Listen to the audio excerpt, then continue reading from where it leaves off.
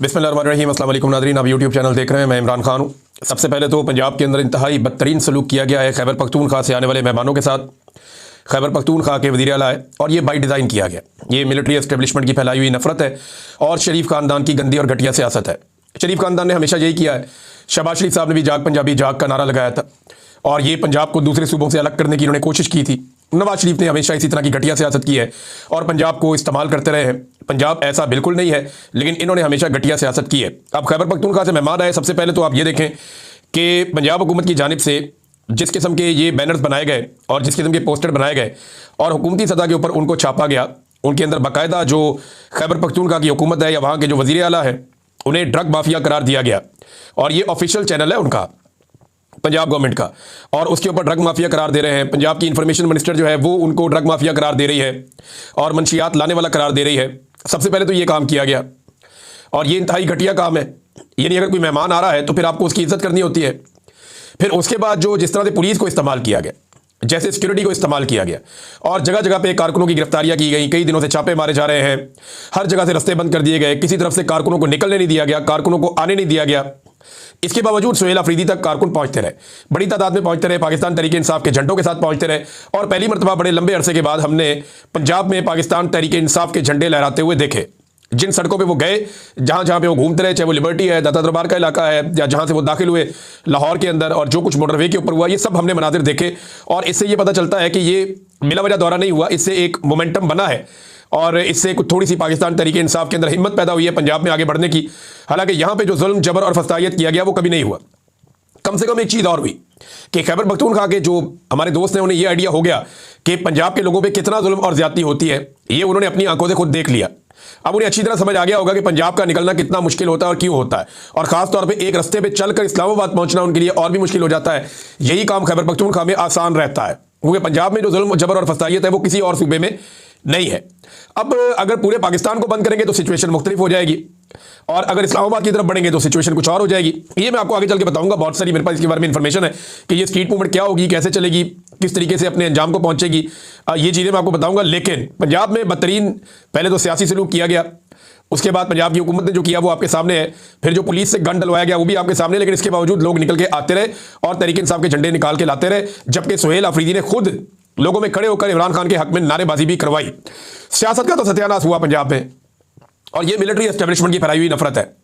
इसी तरह से एक दौर में मुझे बड़ी अच्छी तरह याद है, मिलिट्री एस्टेब्लिशमेंट ने बांग्लादेश के जो शहरी हैं उनके खिलाफ नफरत फैलाई थी और हमारे जो बंगाली भाई हैं मशरकी पाकिस्तान के रहने वाले, उनके खिलाफ बड़े सूबों में, यहाँ पंजाब में, सिंध में, यहाँ पे नफरत फैलाई गई और उस नफरत के नतीजे में पाकिस्तान को दो टुकड़े कर दिया गया। ये पाकिस्तान की मिलिट्री एस्टेब्लिशमेंट ने किया था। आज उसी तरह से नफरत फैलाई जा रही है। एक ऐसे सूबे का चीफ मिनिस्टर जो छोटा सूबा है, जिसके 4000 अरब से ज़्यादा पैसे आपने देने हैं और आप उसके पैसे भी नहीं दे रहे और वो महरूमियों का भी शिकार है। फिर मुसीबत ज़्यादा सूबा है, वहाँ पे दहशतगर्दी के वाक़यात हो रहे हैं, बाकायदा वहाँ पे दहशतगर्द इंपोर्ट करके वहाँ पे उनको तैनात किया गया और जिस तरीके से दहशतगर्दी वहाँ पे स्पॉन्सर करके लाई गई, जिस तरह से दहशतगर्दों के लिए बॉर्डर नरम हुए और उन दहशतगर्दों ने जैसे दहशतगर्दी फैलाई है, जिस तरह उनकी मादनियात पे कब्जा किया जाता है, जब आप इन सारी चीज़ों को प्लस माइनस करके देखते हैं तो आपको पता चलता है कि एक महकूम सूबे का वज़ीर आला बड़े सूबे में आया है, तो बजाय कि उसके साथ हुस्न सलूक किया जाता, उसके साथ बदतरीन सलूक किया गया, उसके साथियों के साथ बदतरीन सलूक किया गया। पंजाब असेंबली में जब वो गए तो उनको धक्के मारे गए, बल्कि धक्के मार के वहाँ की सिक्योरिटी उनको बाहर तक घसीट कर ले गई। मीना खान अफरीदी के साथ बदतमीजी की, उनके साथ दीगर जो साथी उनके साथ बदतमीजी की। फिर बड़ी मुश्किलों से वहाँ पे मकामी लोग और कुछ थोड़ा सा मीना खान अफरीदी वगैरह इन्होंने प्रोटेस्ट किया और पुलिस को फिर रोका गया कि बदतमीजी बंद करें। ये जो पंजाब असेंबली की सिक्योरिटी है।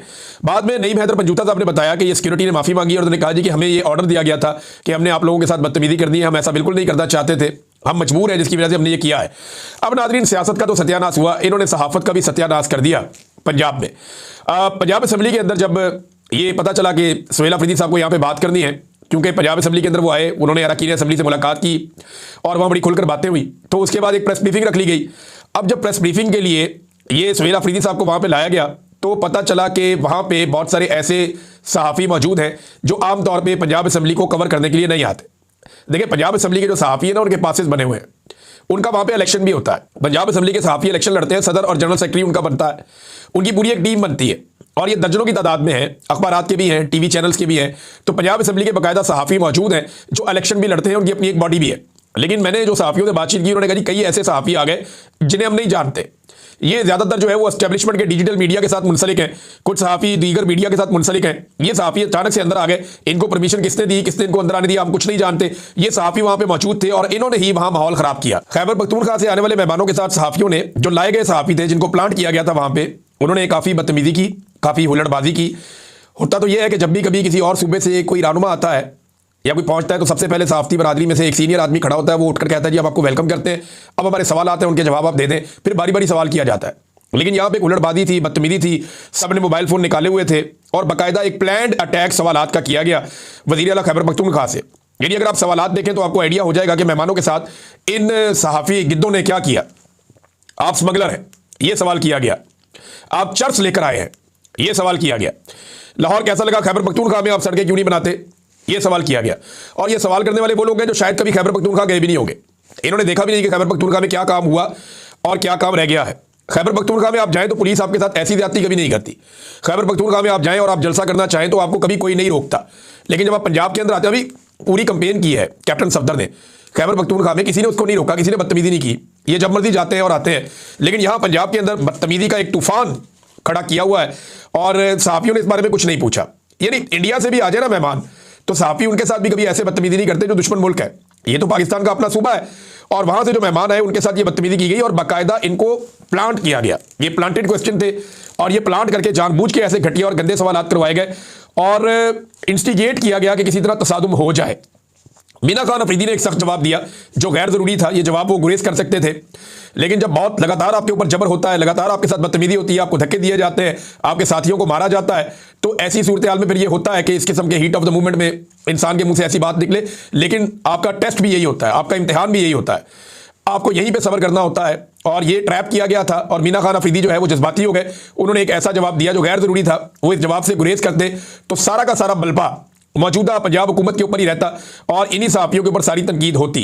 बड़ी बदतमीजी की गई। इसी तरह की बदतमीजी जो है वो अलीमा खानम के साथ की जाती है पटियाला जेल के बाहर और उसी तरह के करैक्टर्स को यहाँ पहुँचाया गया है। अब नाज़रीन, इसके अलावा जो लाहौरी है उन्होंने तो मोहब्बत की और बहादुरी का सबूत दिया है। लाहौरी निकले, फैमिलियाँ निकली, वो आए, उन्होंने आकर लब्बैक कहा, वो काफ़ी देर खड़े रहे। अभी ये दौरा आगे चलता रहेगा। अभी सोहेल अफरीदी साहब यहाँ पे कोट लखपत जेल में जो कैद है पाकिस्तान तहरीक इंसाफ के रहनुमा, उनसे मुलाकात करने की कोशिश करेंगे।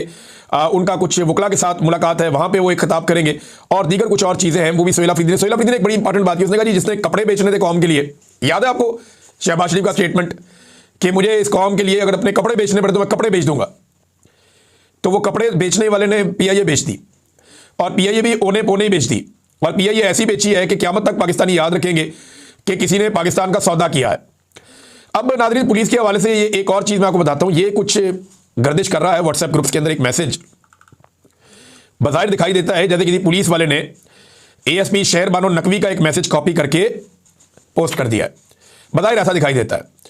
इसमें ऊपर 2 तस्वीरें लगी हुई हैं जहाँ पुलिस वाले नाके पे खड़े हैं। नाका है 180H कट के ऊपर। 180H जो है वो शरीफ फैमिली का मॉडल टाउन वाला इलाका है। अब इस पे जो शहर बानो नकवी साहिबा की जानिब से जो एक नजर आता है रिप्लाई 6:51 पे शाम को, last time they came from here, no flags should be displayed, यानी कोई PTI का झंडा नजर नहीं आना चाहिए। पिछली मरतबा ये यहीं से निकल कर आए थे। नो बडी शुड क्रॉस, किसी भी शख्स को क्रॉस करने की इजाजत नहीं होनी चाहिए नाके को। आई शिल किल यू, यानी मैं आपको कत्ल कर दूंगी अगर ऐसा कुछ हुआ तो। उसके नीचे एक पुलिस वाला है सैयद शफकत, उसकी तस्वीर और उसका एक मैसेज भी नजर आ रहा है, उसका नंबर भी लिखा हुआ है।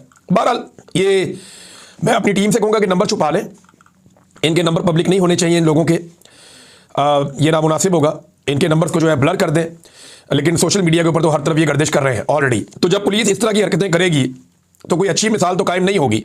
तो काफ़ी गंद इन्होंने मारा है और पंजाब हुकूमत ने ड्रग माफिया तक करार दे दिया अपने ऑफिशियल चैनल के ऊपर। ये बड़ी ज्यादती है। पाकिस्तान तहरीक इंसाफ का जो बड़ा टेस्ट है ना नाज़रीन, वो आने वाला है 8 फरवरी को।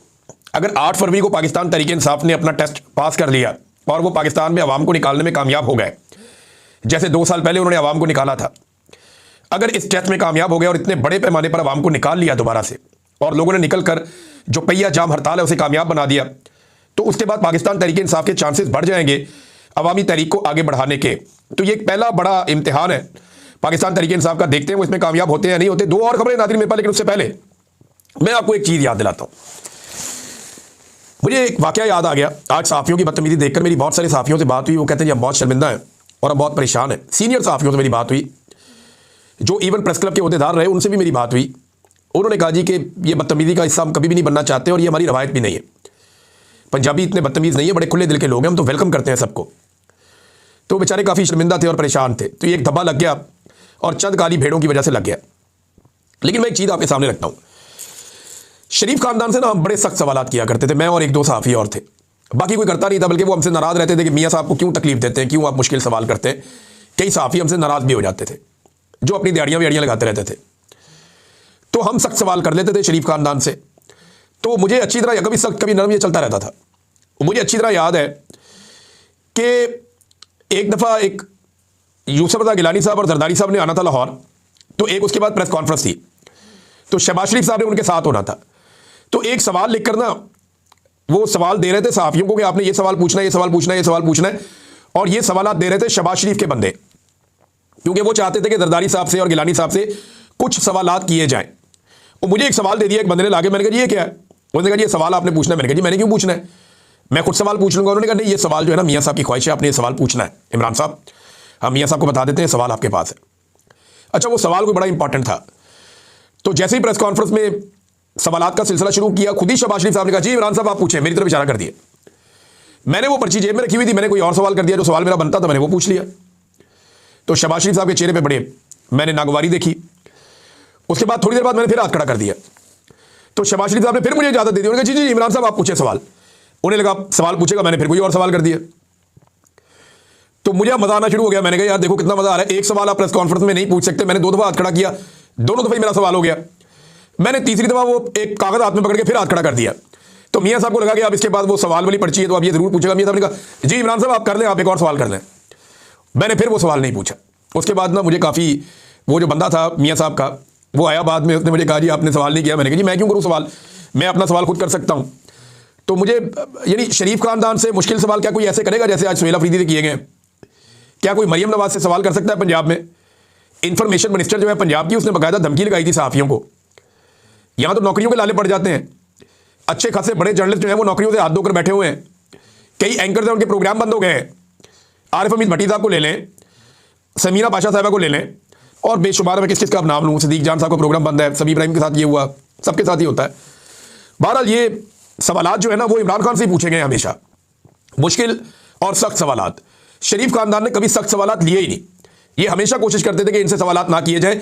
ये अब सहाफ़ियों को काबू करते हैं मुख्तलिफ तरीकों से, पैसे खर्च करके, इश्तिहारात दे के, कुछ ना कुछ करके सहाफ़ियों को काबू करते हैं। कभी डरा के, कभी नौकरी की धमकी लगा के ये काबू करते हैं सहाफ़ियों को, और फिर उनके ज़रिए से गुडी गुडी खेलते हैं। ये PMLN का तरीक़ाकार है, और एस्टेब्लिशमेंट आजकल खुद इनके साथ मिली हुई है, वो नफरत फैला रही है।